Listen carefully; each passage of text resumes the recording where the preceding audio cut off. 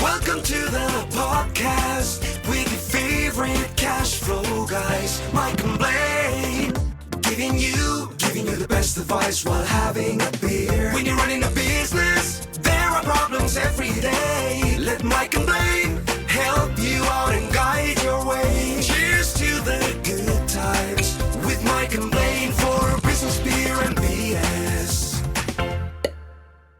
Hey, it's Mike and Blaine. It's episode 217. I think that's right. I think it's 217.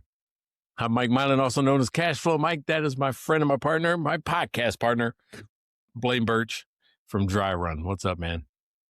I am enjoying the first few sips of this beer today. It's been a long day. It's just been busy. Just go. And then I just had a little taste of this beer. I'm like, oh shit, this is good. This is nice. Nice to relax and have a resident culture, which is a really good brewery. I love these guys. So I'll show you which beer in a couple minutes too.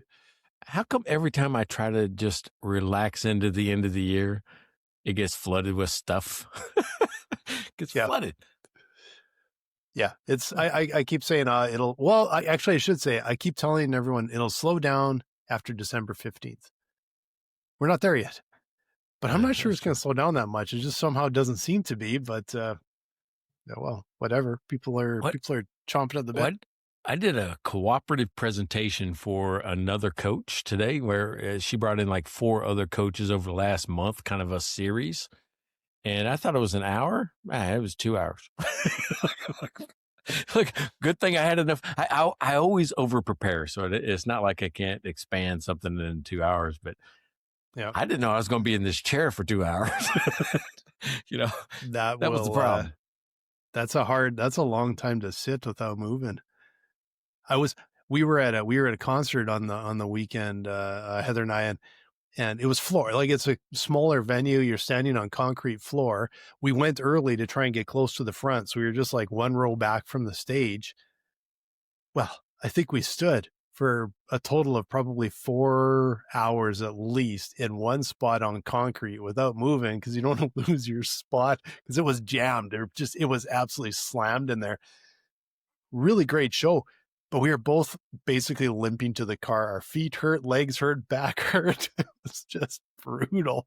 Like, holy shit, I'm getting old. Courtney still won't let me pick a concert because we were in New Orleans, and I'm just looking at things to do in New Orleans tonight. I'm going, holy shit, George Clinton and P-Funk Psychedelic is in town. And it was like nice. Ridiculously low price. I'm like, oh, let's go. We go. It's one of those places. I mean, you would know the name. It's not Hard Rock Cafe, some other type of juke joint type place, but it's a well-known place. Maybe it was Hard Rock. I don't know. But yeah, it's still one of those places like you're describing. The bars are on the outside of the dance floor, I guess, but it's not a dance floor. It's a concrete floor just sitting there, and George Clinton them right in front of you, right? Like, we're about as close as I could be to anybody, So yeah. I only want to really hear a couple songs. Now, it was a 5-hour concert, and the only song I wanted to hear was Atomic Dog, really. And they played that one last, of course, absolute last. And I'm like, okay, after 3 minutes, I'm good with Atomic Dog. After 40 minutes, I think, it seemed like 40 minutes, I didn't like the song anymore. I'm like, oh, shit, I don't even like the song anymore. I don't even know if I like him. He didn't even get out of he didn't even stand up because he's older, right? Because we just did this in the last 5 years. And he was in a chair the whole time. He just sang from a chair the whole time. So she would not let me pick a concert anymore because of that. Oh, well, yeah, I guess you earned that.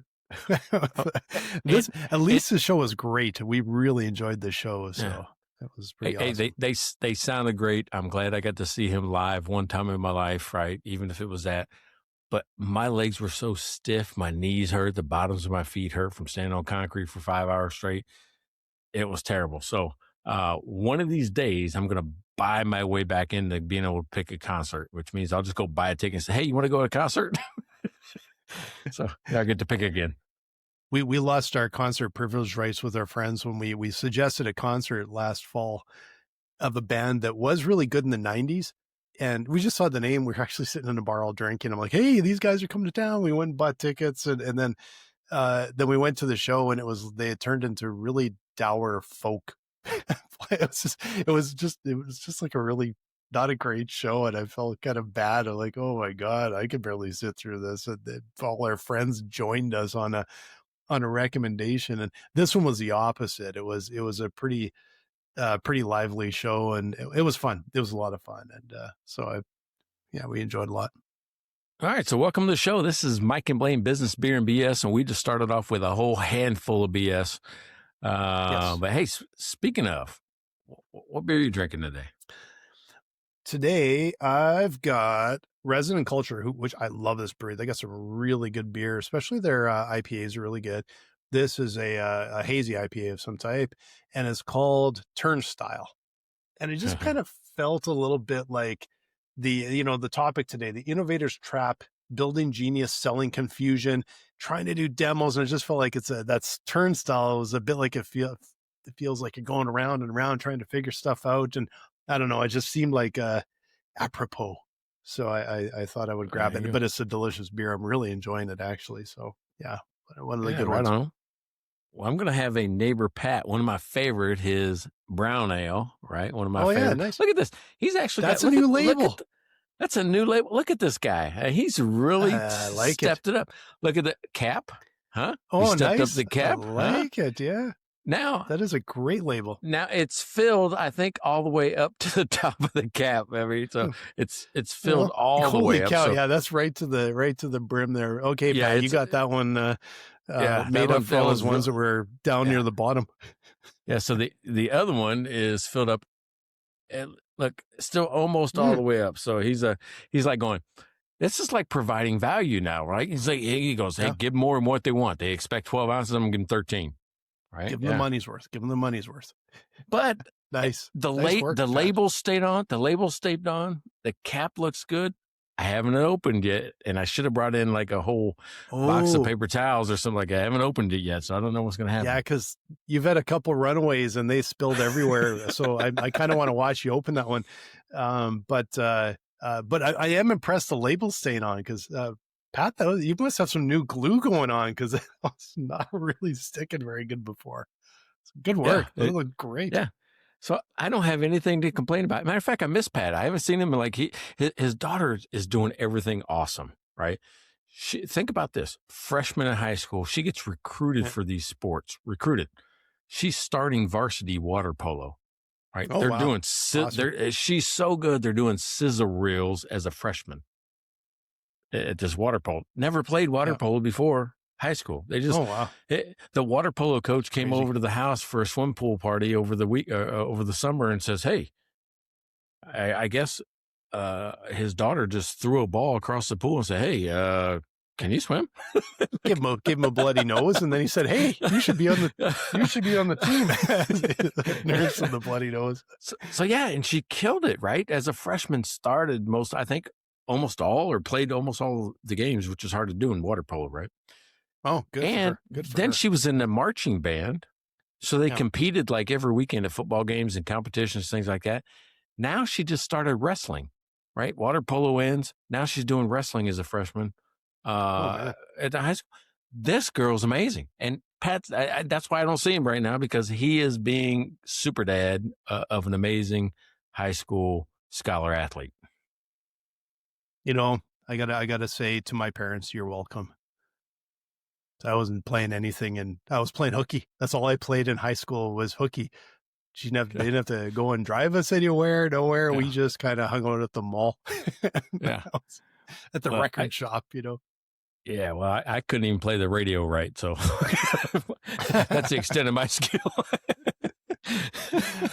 Yeah, so, we could skateboard down the road and get into trouble. That was about it. But at least my parents didn't have to show up at rinks and pools and things. So you're welcome.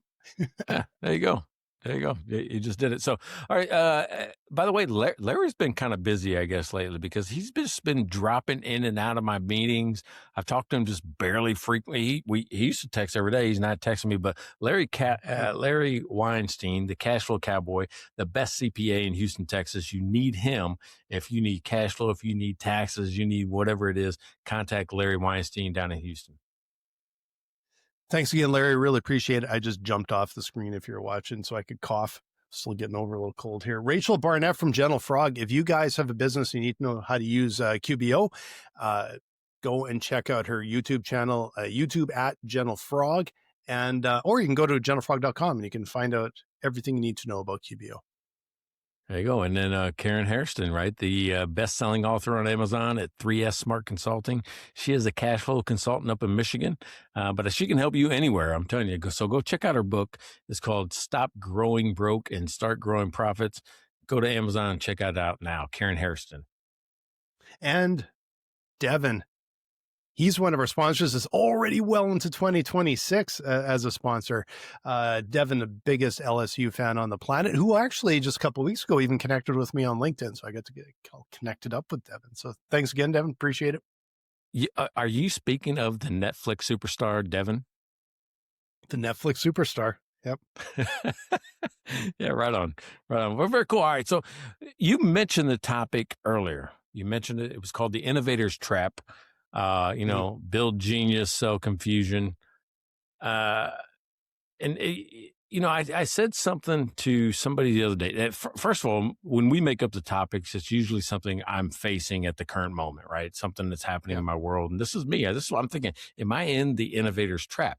Because I've got this belief, and you might think it's controversial. If you're an innovator out there, you're going to say, that's bullshit, Mike. But I think if your product needs a manual, you're not an innovator, you're a burden. That's my new thing, right? If you need a manual, you're not an innovator, you're a burden to your customers. I think I would debate that. Depends what you're building. Okay. Let's talk about just software. Yeah. So, ease of use is important, but that's all in context as well, right? So if your software does something really sophisticated, now your user might completely understand it. Like for our users, and it continues to grow the levels of depth and control that our users demand. We can't keep it 100% just simple and intuitive, because the number one thing they need is that flexibility and control. Flexibility and control means there's a whole lot of little switches you can turn on and off. They know what they need to do. They know the concept. They know where they need to get to, but there's a lot of depth there. They're not necessarily going to know how to do it. What little button or setting do they have to flip on or off to get what they need? And so we don't actually have a manual, but we have a help site, and there's a lot of depth. So if you're talking about, there's a difference between, I don't know, a little consumer app on your phone and something that NASA is using to, have spaceships re-enter orbit or something, right? Yeah. So here's what happened. Here's how I got to this point. First of all, that's just a philosophy I have. I want to try to do as much as I can without a manual, without a help section, without as much as I can, which means that the product is kind of intuitive. You're like, I kind of already get it. I already know what I should do, or there's enough visual clues for me to figure it out. Even when you get those, IKEA things, that 1, 2, 3, 4, and where things go, and at least there's something there. I can kind of figure it out and just look at the manual for clarification. But if I need it from A to Z, then that's a whole new skill I have to learn. It's something I don't know anything about. So again, here's what happened. So over the last decade, I've been building this thing called the Clear Path to Cash. And here's what I found out. And I'm starting to think, well, maybe I know I have it right. I don't know that I have it right now. Here's what I mean by that. My competitors are out there saying, here's my spreadsheet, or here's my 1, 2, 3 step-by-step program. Just do this and do this and do this, and you'll be the best CFO or advisor on the planet. And when I look at what they've got, it has so many dead ends, which means if my client's problem doesn't fit on that spreadsheet because it's a debt problem and you don't even address debt, you just say you have too much debt, well, what do I do next? It puts the advisor in a bad, uncomfortable situation, which means You have too much debt. We need to reduce debt. Well, how do I help this person reduce debt? There's no next step. They always stop at, here's the warning bells, go fix that. And they expect the advisor to just know how to do it. And what I'm figuring out over the last 3 years, they don't know how to do it. They need help with that part. So that's the space I'm trying to fill, is taking somebody that's been a transactional accountant or an advisor and not only give them the tool to find the problem, but also the next tool to solve it. Now, the innovator's trap on that is that that's what I built. So I built a smartphone, and then I'm talking to people that just learned that there was a telephone. Yeah. Right? Yeah. I mean, that's really where we're at. It's so early in this advisory thing that they just figured out, oh, yeah, telephone? Yeah, I just pick it up and call people. Well, what about all these widgets and apps and stuff like that are on my new app? Does that make sense? That's kind of a weird analogy. Yeah, it does. But I think, like I said, context is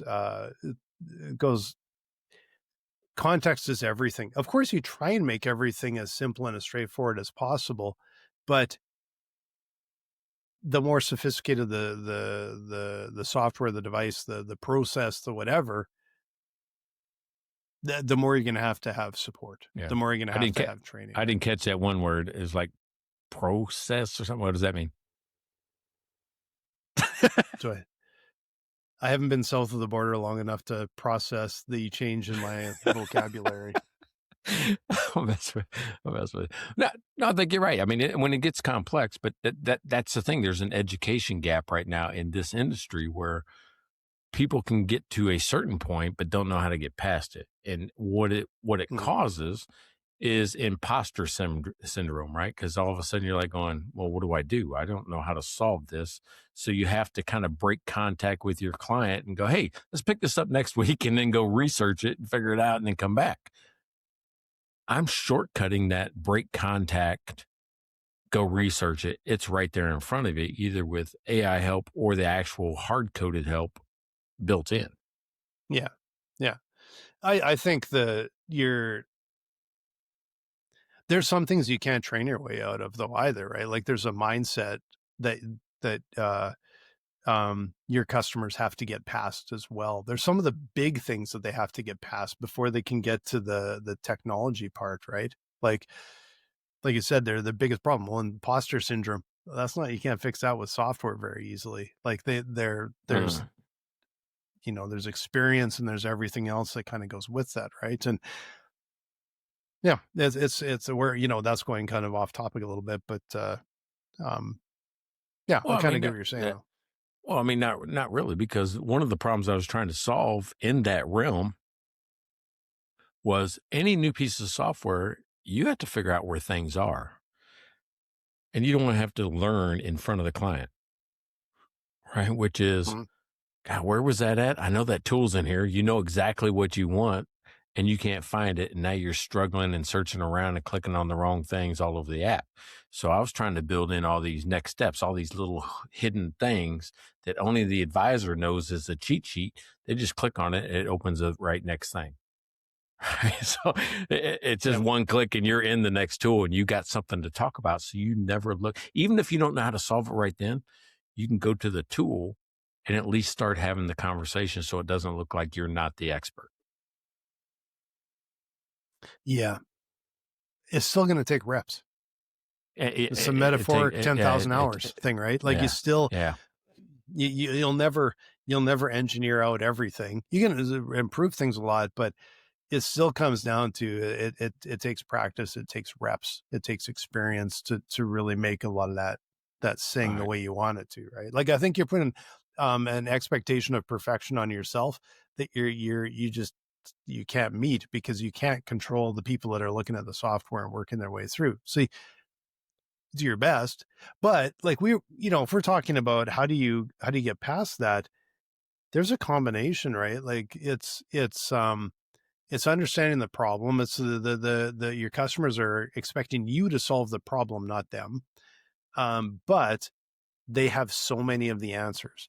So you need to be you need to get so much information out of your customers, and conversation, user testing, all that stuff all helps give you information so that you can make those trade-offs and figure out where can, like from dry room, we're always talking about like the stuff out front.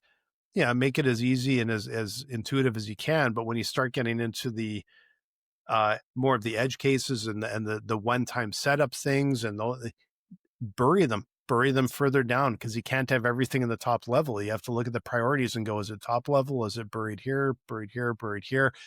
Because it has to make sense to the user, and you can't overwhelm them. If you put everything in the front, you're just going to overwhelm them, right? Yeah, that's exactly what happens. And not only that, all right, so I built my product with 2 layers, right? There's a core engine, that is the math. That's the thing that I cannot let AI touch, right? It's just like, I won't let it do the core math. It's really bad at math still. It's still Not bad at maybe math. all of them, but most of them seem to be pretty bad. Yeah.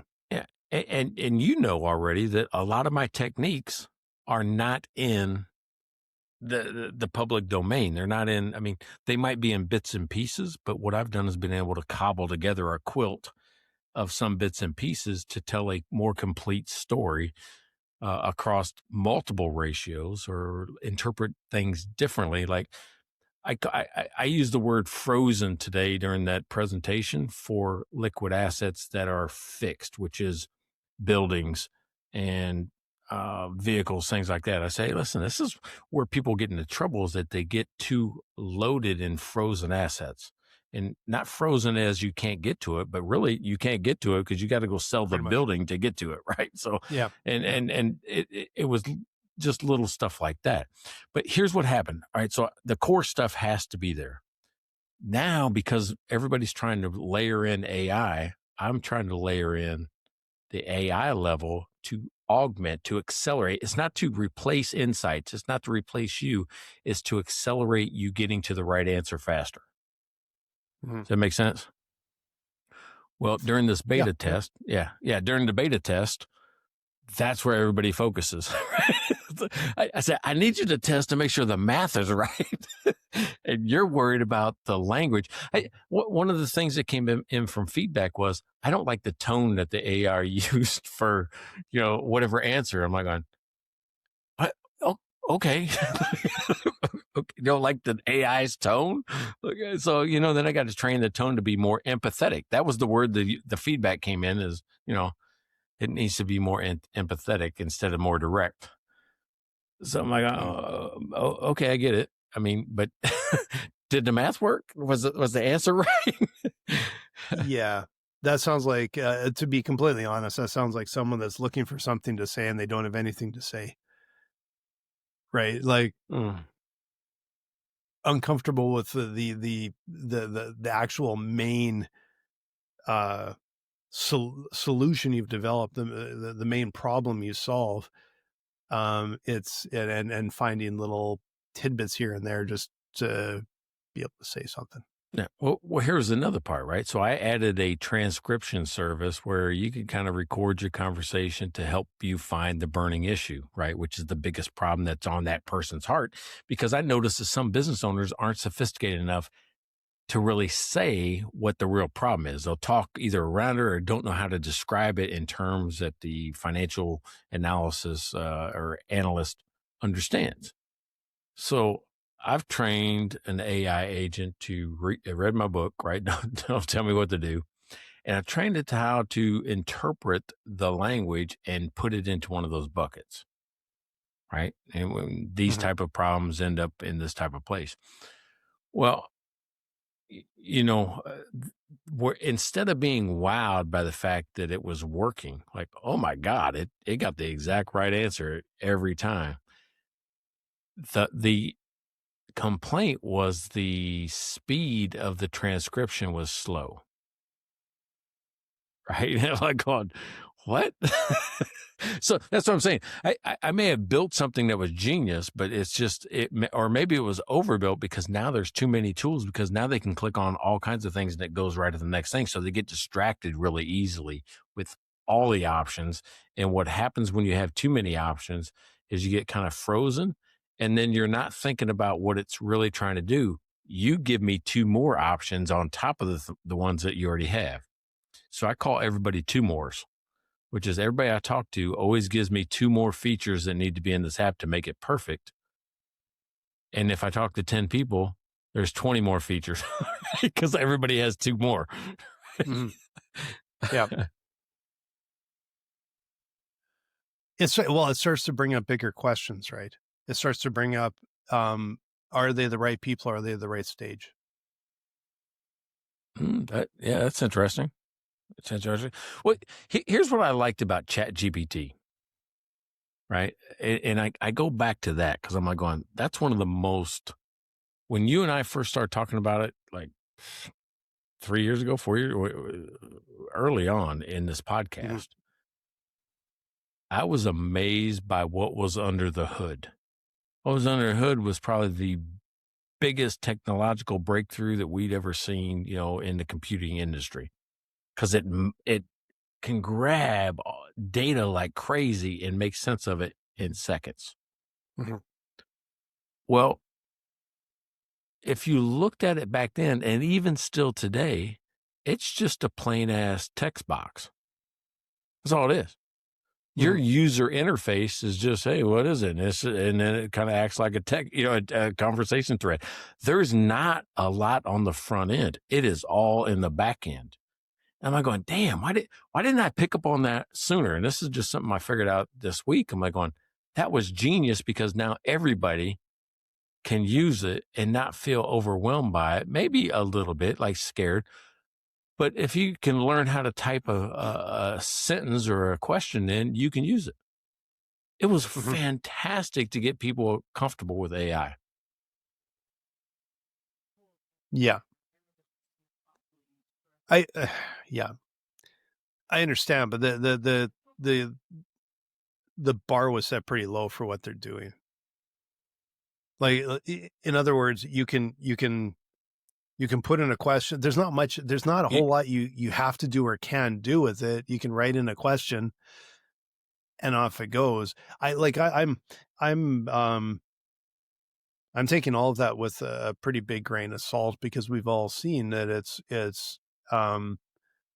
it feels to me a little bit like a 50-50. Like it does a pretty good job, but it's garbage in, garbage out. So large language models are scouring the internet and grabbing information and just kind of making it into a little cesspool of data and then delivering something back. And some stuff it's really good at. And I think some stuff it's maybe not. It just can sound really smart when sometimes it could be completely wrong. I think it's got a little ways to go, right? To see where it ends You were up. watching me? I'm waiting to see if that beer's gonna blow up all over me. Look at that. It is all the way up to the cap. Jeez. It did. It's a good thing that one didn't overload on you because it would have been everywhere. For like 10 minutes, the way the other one did. Yeah. Exactly. All right. So here's the thing. We don't know what they're doing in the back. You don't know.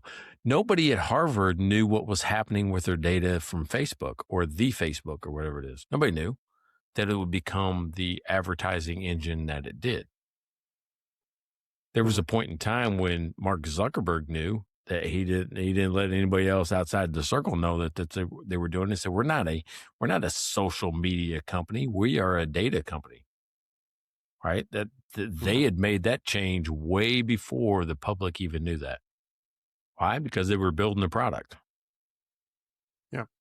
So we don't know what ChatGPT or some of these other ones are doing. Right, because what's the old adage? If the product's free or whatever, then you're the product. Yeah, yeah.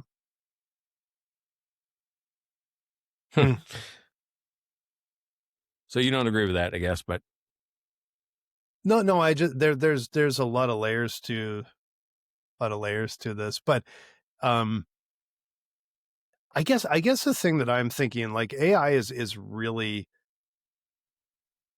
It's evolving fast and it's doing some amazing things and it still has to deal with people. And I think the smartest AI people on the planet think that AI is going to take over everyone's job in the next like 6 months. And I think what they're missing is human nature and how people respond to things. And people are going to have the biggest impact on how AI evolves more than engineers. Like, I'll give you a good example. If you like the people you're coaching, why do they even come to you then? Why don't they just go to ChatGPT and say, well, I'll just ask it what I need to know before when I go into a meeting? Yeah, you're right. So I tell you what, if you want to come to my coaching, that was a good segue, by the way. That was probably the best one because I'm like, holy shit, you stumped me. There you go. And maybe it wasn't one. See, you weren't even trying to do a segue. No, but it turned out to be probably my best one.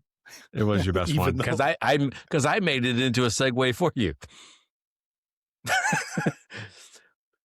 But anyway, Yep, I mean, you're here's the reason why I think. Here's the reason why I think is that when you look at data or when you listen to AI describe what they're seeing, a lot of times it's inaccurate or infactual. I gave it a debt schedule the other day. Saying, hell, give me a summary of how we could refinance or consolidate some of this debt. And it came up with first of all, the current situation was $185,000 a month in payments that are debt payments for this company. And its initial thing, reading the debt schedule that says that, it said that their minimum monthly payments were $45,000 a month.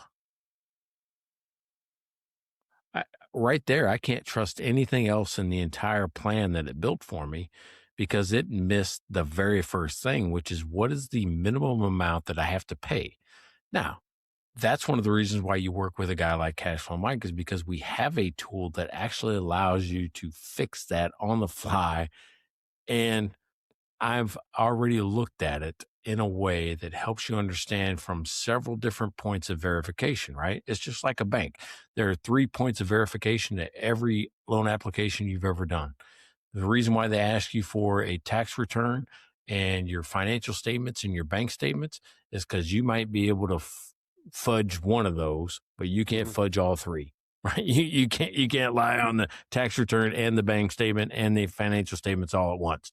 You'll always get caught. Right? So that's what I'm teaching people to do is operate as if AI doesn't exist. Because if you build the engine like I have, if you build the engine, it can operate without AI. If you build it with AI and there's a problem with AI, you have nothing to fall back on. So at Cashflow Mike, we have the methodology. It's been proven over a decade called the Clear Path to Cash, and it teaches you the basics. So even in the absence of AI, you still have a skill that you can impart to your clients. So come check out me at cashflowmike.com. I'm going to dig into that a little bit. I'm going to go a little further there. That was a commercial, man. Don't be digging in a commercial. That was commercial. But this is relevant to what we've been talking about is like in your situation, people don't know what to ask. Right? You have a text field. They don't even know what to ask. That's true. And then they could say to AI, what should I ask? Well, then it's a homogenized list of stuff you could ask, right? And then if they use that list and they start asking their client, AI is not going to necessarily pick up on the most important parts of that conversation. I've had this before. I can tell you a great example because I have, I love AI. It does some great stuff. We record our meetings, demos with potential customers, meetings with customers, and we can have it take the transcription and write out meeting notes, and it does a really good job of that. But you know where it falls really flat? Like it's good at kind of going, I'll summarize this and kind of pick out the main points. The main points might not be the most important point. And so here's an example. We've gone into meetings before, and let's say it's with a potential customer, and you're trying to find out like, okay, well, how do we help you where's the biggest problem you guys have? And sometimes there's a partial sentence that unlocks the entire thing. And I can guarantee you a lot of times AI is going to miss that. Because it might be something like, and Larry needs to see this like every week. Who's Larry? Oh, he's the CEO. Or like, it's not even that obvious. But you sometimes get this one little tweak, and after the meeting, it's like, that's the problem we got to solve. That it was barely mentioned. It was this little in passing. That's the problem we have to solve. This is the person that ultimately needs this information or whatever it is. It's not talked about. It's not dwelled on. It can be in context of a sentence where it's not even overly explicit. And you can see it and go, that's the whole thing right there. A person can pick up the subtext. And that's the same thing if you're talking with a business owner. So what's going on in your business? Well, there's this and this and this and this. And then some little, at the end of some sentence, something sneaks out and you go, that's the problem. They don't even know how to communicate necessarily. And you have to be able to pick that up. A robot's good at some stuff. It's not necessarily good at picking up that human to human communication where there's this subtext, and sometimes the subtext is more important than the text. Oh, yeah. So I've got the opposite thing that just happened, right? So I'm using this new transcription service. And I had to do it because I was cheap and I tried. Remember that people thought the transcription took too long. It was lag. So now I got real time transcription. As you talk, it types right in front of you. And I did it just because some people were having problems finding the burning issue, listening to the subtext like you're talking about. And I'm like, I wonder if I could train somebody to do that or train an AI to do that. So I just let it run for just a basic conversation like this. And I talked about how the transcription service, was one of the things that people had complained about because it took too long, and that and then I went on the whole thing about how I tried one service and it would batch it, and then after you press save, then it would transcribe it, and then I talked about how I was too cheap. I had just started talking like you and I are talking. I was too cheap because, even though you have to give the browser permission, it doesn't matter what tab you select or whatever, because I don't record video, because there's no reason to record video. We're only trying to figure out the subcontext of the conversation. So there's no reason to do that. So you have to do it because the browser wants permission when I'm on Zoom call like this. You've seen that pop up. It says, do you grant, or what tab do you want to share if you're trying to share? Well, you are sharing, if you do the live transcription service for AI, it's going to want to, especially if we want to record this, it's going to want some permission to the browser, right? So it's going to ask you, what do you want to do? Well, it doesn't matter because it doesn't record video. So it doesn't matter if you share a screen, but it still wants the browser wants you to do the screen and the audio as a complete permission. I can't get around that. So anyway, there was like 5 minutes of conversation about this. I just recorded. And then I said, analyze with AI. And it says, oh, you have an operations problem. Click here to, do your process optimization. Mm-hmm. And it gave me the proof points. And when I said, oh, Mike was cheap, it said that right in there. Mike is cheap. There's no need to record video. There was 3 or 4 different points that it pulled out of there. When I was talking about the entire thing about doing transcription with AI, it pulled out the exact problem and ignored the rest. It ignored the rest because this is your problem. Start working here. I'm like going, all right, dude, I'm in. This transcription service gets it, because when it's trained on my, when it's trained on my process about finding the subtext and finding the problem. Yeah, I still think I would go back to the very beginning. I still have trouble understanding why your customers, why do they need a faster transcription? Because of it was me. All right. So first of all, I should have done like Canva, right? You remember Canva? Canva starts to introduce like one feature at a time with the AI. I didn't do that. I put it everywhere, and it's almost instant everywhere, except for when you're trying to have a conversation. What I built was a way to just listen to people, and you click on kind of keywords that you hear them say, right? What are they talking about? You just click on some keywords. There's a whole library like right there in front of you. You wouldn't see it if I'm talking to you, and you wouldn't see if I'm clicking it, but I'm clicking it and it's making Okay. a list. So that's the way it was originally. And then people were saying, oh, we need more keywords in this. And all of a sudden, the library of keywords became 75 strong. And now all of a sudden, I need a search feature to find the keyword. I'm like, dude, we should just record and transcribe. Yeah. Well, what happened was that people would press a button trying to get to the burning issue, to the actual thing, to the analysis of the conversation, and they had to wait. They had to wait because there was a lag between you talking and it transcribing it and then analyzing it. Yeah. So there's a reason there's an immediacy, because Yeah. typically with the transcription, there isn't like, it doesn't have to be live. There's not, but with what you're talking about, okay, there's an immediacy. They do need to be able to basically click things as people are talking. So that helps make sense then of it. Yeah. Well, now you don't have to click, right? You just listen and it types it out for you word for word. As you're talking, Blaine, it would talk. Now, here's what was happening when we did just a test. We would have a conversation, and before I knew what to ask you next, there would be a lag because I'd have to wait for the analysis to go.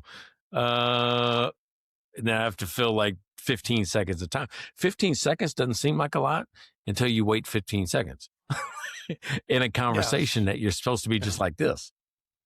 Mm-hmm. Yeah. So yeah, there was a need to make the conversation seem seamless, even though I'm being coached off to the side because I don't understand how to really ask the right questions or find the right tool for you next. I'm being coached, with AI in real time during an actual conversation. Yeah. Yeah. No, I get that. Yeah. And the thing about that is it's only designed to be a crutch until you get the reps in. There's a point in time where you don't need to do that because you get it now, right? You've done it 150 times. You're like, okay, I'm starting to get the feel for this. Yeah. Yeah. No, that makes sense. Yeah. Does it? But anyway, one of the big traps I think people fall into is overcomplicating the product up front, and that's where I think I did, because I've had to reiterate for the last 3 months just on simplification. And how do I display something where you instantly know what you should do or what the next step is without giving you a bunch of text or without clogging up the real estate that's on the screen? Well, I think the answer to that is simple is hard. Simple is incredibly hard. Absolutely. It's the idea that you could start something incredibly simple and nail it, like, hit it out of the park, is really unlikely. It's more get to your MVP, test the hell out of it, and then figure out how to simplify it, because simplification is so hard. Because even if you try and simplify it, it doesn't mean it translates to your users. Users are so unpredictable, how they behave, what they do, not just even one at a time, but then across an entire sort of group. Yeah. What happens and where do you find those trends and everything? It's I a am process. I am so grateful for my community who will jump on a call, just like before this at 2:00 today. 6 people jump on a call and they're willing to just go through it with their own data and just show me what they do. I get so much out of, I didn't expect them to click that area first before this. You know what I mean? It's just little things like that. They wouldn't even notice. I took notes of things that they wouldn't even know just so I could improve the user experience. Yeah. User testing and user feedback. It's absolute gold. That's the most important thing to a company that's developing anything. You have your idea, you have your overall solution. But boy, you need feedback from your potential customers or from your existing customers, whoever it is. to validate both some of the big picture stuff, but especially so when you start getting down to the details, it's just it's gold. And I think sometimes it's easy to fall into the trap as a startup or as an innovator to lean too far into your side. I'm going to make this perfect tool, and then they're just going to have to use it the way that we present it. No, you need so much feedback. So it's pretty awesome that you have that. Yeah. So the other thing I think I failed at, right, and I think what I'm giving people right now when I said overwhelming, different parts. The other thing think I failed at was assuming people were ready. They're using spreadsheets and stuff like that. I just assume that they're ready for the next step. When Yep. in reality, right, I look now, I got that client in Utah. I mean, I look now and I see what I built him as a 13-week, just short-term like cash flow thing, and what he was using before that he was super comfortable with. Like we are degrees off, and there is a learning curve for him that I didn't anticipate, because I just thought it was the same things. He wasn't using the same things. He was using a whole different set of data and metrics to just understand cash coming in, cash coming out. Now, to him, it made sense. To me, I'm like, you're missing some key points that are in the other ones that make mine more complex. And now I'm thinking, well, did I have to make it that complex?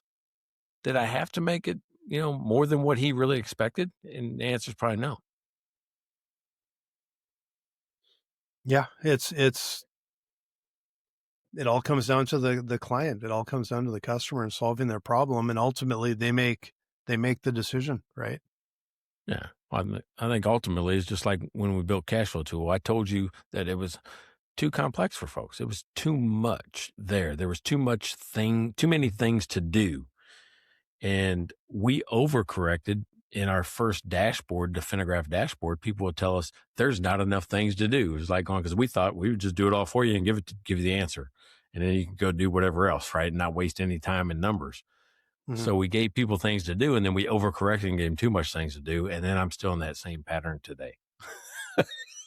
I didn't learn shit from back then. That's basically what basically what I'm saying. Yeah, we had a bit of the opposite experience though, as we moved up market and we're talking with, primarily CFOs and controllers, mid-market businesses. When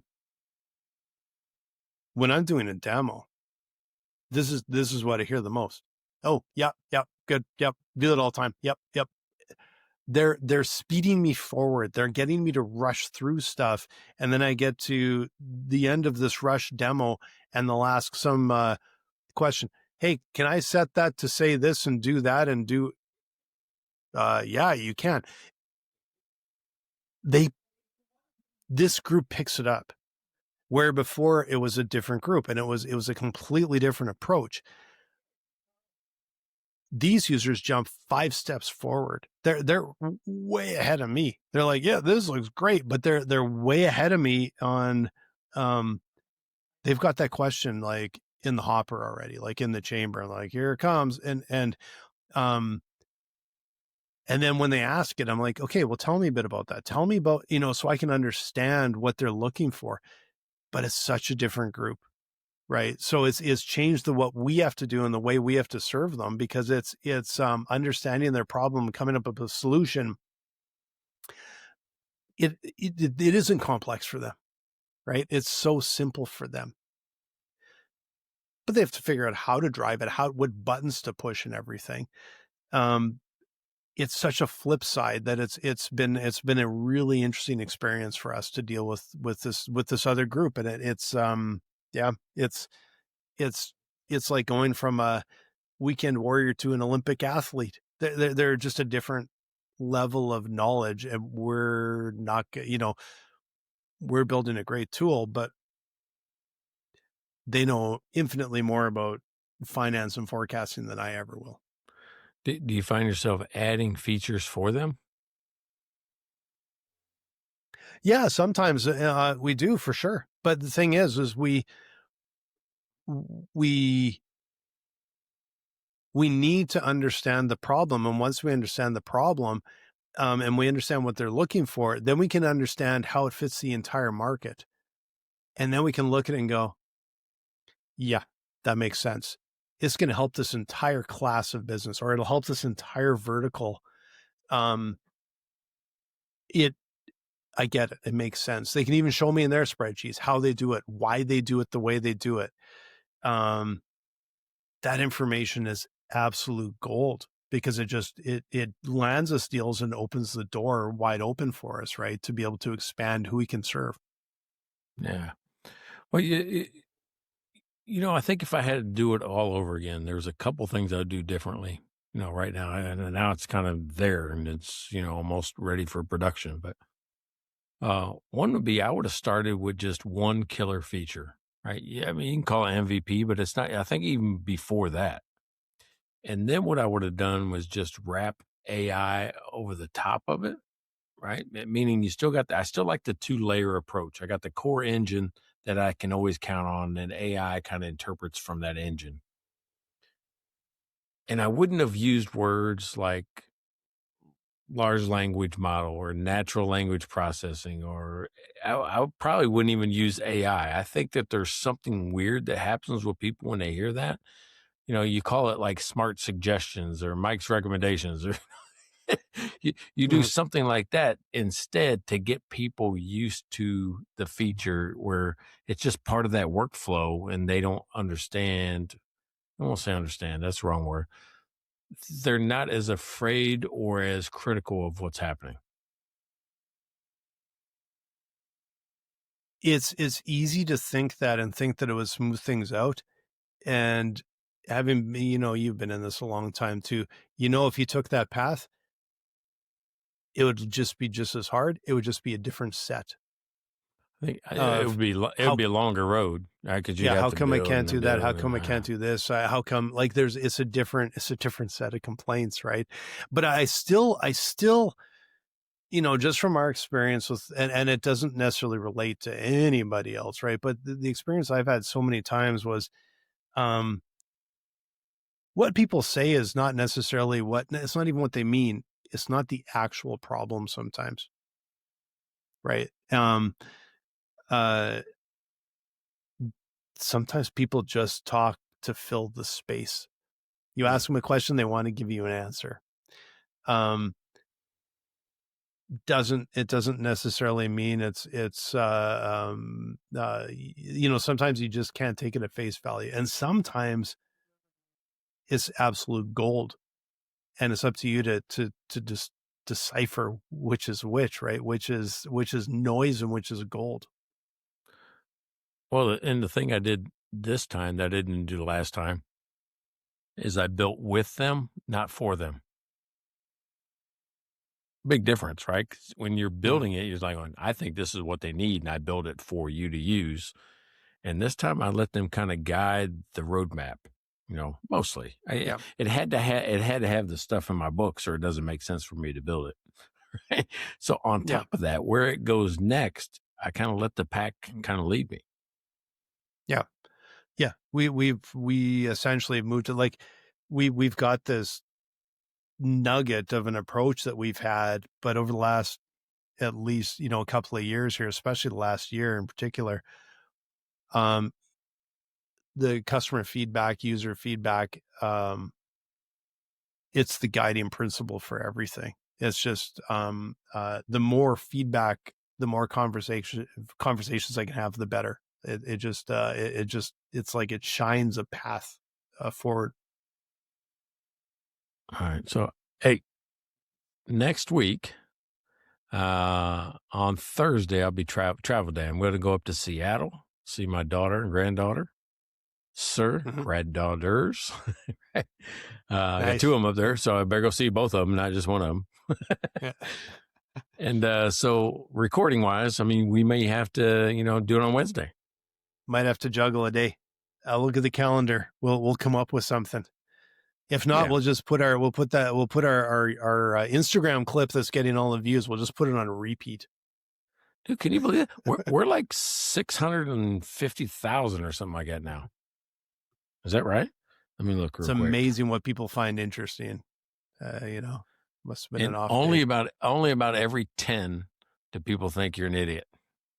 Only like every 10. That's a new record, man. That's we don't even get that through this episode, so I'll take that every time, man. Let's see here. How many are on there? Where's that at? God, it was so long ago now. I think it was this one. Oh, yeah, I think it's this one. And view insights. I want to give Blaine a pat on the back. There's been 20,000 likes on this thing, 1,240 comments, 1,200 comments. Oh, 723,000 views. Jeez, I wonder if it'll keep going and make it over the million mark. It's crawling at this point, but maybe over time it'll get over the old million mark. Can you believe that? 1,200 comments, and if 1 out of 10 call me stupid, I have about 130 year stupids. That's all right. You know what's funny is, here's how bad it is. We're watching some reality TV show yesterday, and the girl on there, which is an influencer, she goes, "Yeah, I got 500,000 views on that video." I'm like, Blaine got that. Blaine got that. I said, I got that. It's on my account. I got that, and all I did was say, "Tell me more." And you know what? It's the only one we'll probably ever get that's over 5 people that are all family liking it. So yeah. Can you believe it? 723,000. We're like what? 275,000 from a million. From a million, yeah. Well, if it just keeps chipping away, like a year from now, maybe it'll keep going and trickling along and get us over the million mark. That'd be all right. What are we going to do when it gets a million? Okay. If we hit a million, the next episode is whiskey episode. There you go. The whiskey episode. It's the 1,000,000th whiskey episode. The 1,000,000th whiskey episode. I'm down with that. And we'll probably change a week from now and go, hey, it's a 750,000 whiskey episode. So we can try and sneak a whiskey in. Yeah, because it'll be done. It'll be, plus it'll slow down to nothing. Like, actually, that last time I looked at it was like almost 600,000. I thought, it's a little over 600,000. No, there was 125,000 since then. There's almost 500,000 unique accounts, which is strange, right? That means crazy. Somebody's, that means some of them people watched it more than once, I guess. Yeah. The ones that are complaining about me, probably. Yeah. Like, is this idiot still going? Is this guy still going? Stupid comment. Yeah. So, all right, buddy. Hey, number 217. This is the end of season 5. We start season 6, January 2026. Yes. Season 6, even though we started, I don't know, partway through the year. So it's season 4.5 probably right now. But well, okay. So yeah, during COVID, during COVID, 2020, we did a half-year season. Yes. Yeah, you're right. Right. That was all. That's why the beard. No, it's COVID belly and beard all at one time. Yeah. Yeah. So that's why it probably seems a little off, but we did full years, 21, 22, 23, 24, 25, maybe. Yeah. That didn't seem right. 26 is going to be our biggest year. So if you guys want to sponsor, go to mikeandblaine.com, message us there, connect with us on LinkedIn, connect us on Facebook, ask us, hey, I want to sponsor, I want to buy you guys beer. But you can go right to mikeandblaine.com, buy us beer, and we will mention you every episode. It's $5 a beer. You'll never get that kind of deal. It's like happy hour prices right there. Yeah, go like, subscribe, share, tell 3 friends, right? Tell 3 friends. Tell 3 friends to go watch that video. Yeah. And share it with their 3 friends. Or tell 2 friends and somebody you don't like. We're okay with that too.